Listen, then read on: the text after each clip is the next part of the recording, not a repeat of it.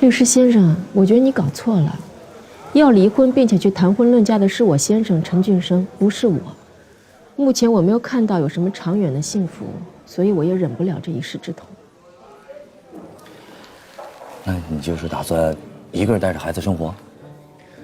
这么多年过来了，陈俊生加班的加班，出差的出差，有了点时间还要搞婚外恋，这跟我一个人带孩子有什么区别？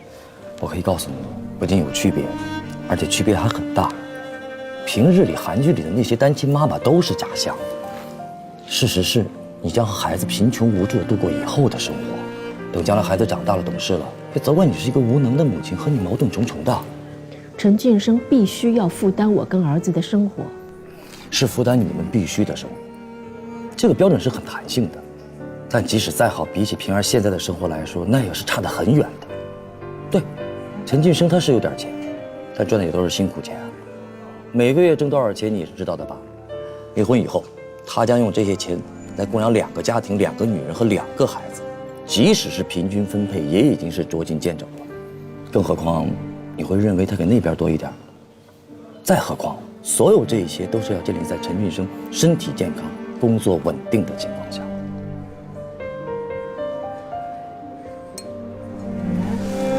宋女士，据我了解，你平时花销也不少吧？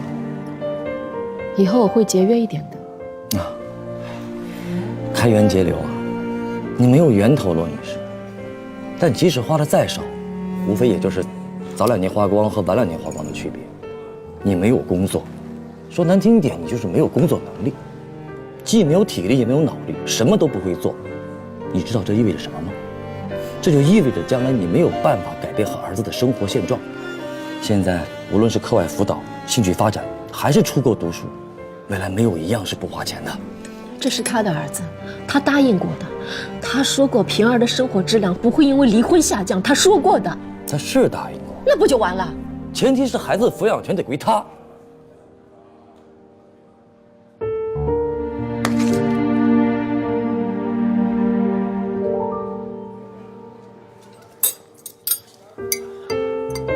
罗女士，他现在没有必要接你的电话，在这个问题上他不方便跟你谈，所以才让我来跟你谈。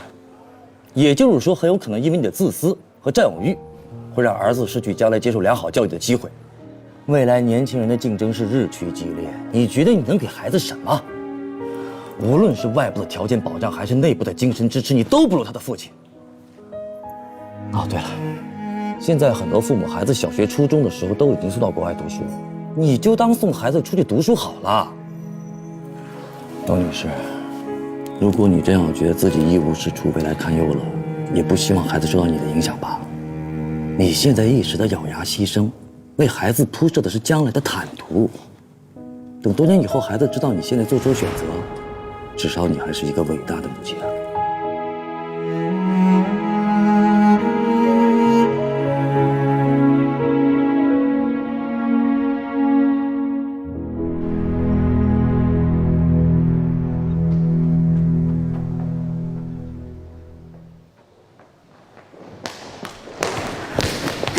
子君，你怎么了？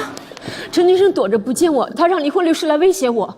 我现在上楼去找他，让他当面把话给我说清楚了。先别着急，不是你当面找他说清楚，应该是你的律师去找他，或者是你的律师去找他的律师，你明白吗？你先跟我走。去哪儿啊？你先去我家等我，我一会儿给李律师打个电话，约一下他今天晚上，咱们把所有需要解决的问题一条一条列出来，商量好应对的方案。贺涵如果有时间的话，把他也叫上。在解决问题上，他通常会有意想不到的办法。我现在不是想说律师解决什么问题，我也不是要说一个月给我多少钱的抚养费，也不是说孩子该归谁抚养。喂，不是我不愿意接你们的案子，是因为我们每一个小组都会有自己的擅长和短板，所以我才会把你推荐给其他的组。我想说，你要转投陈星，可以啊，没问题。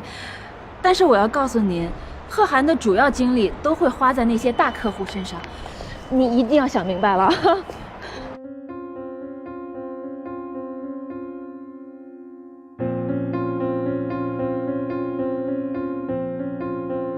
虽然我努力装得很平静，但其实我知道自己已经临近崩溃。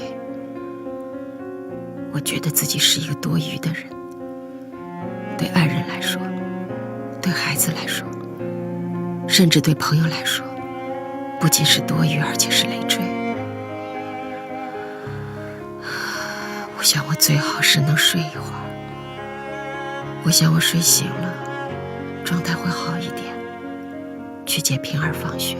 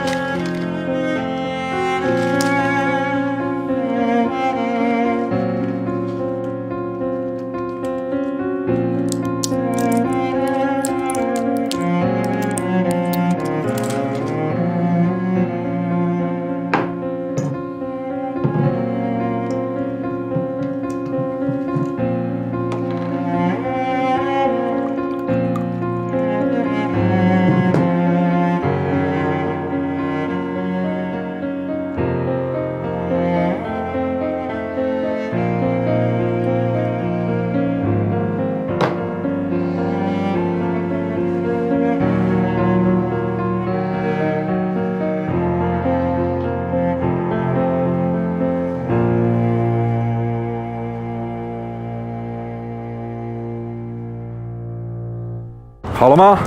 我一会儿开车来接你。考虑到今天晚上是持久战，我从老卓这儿拿了海鲜火锅。啊？叫加班？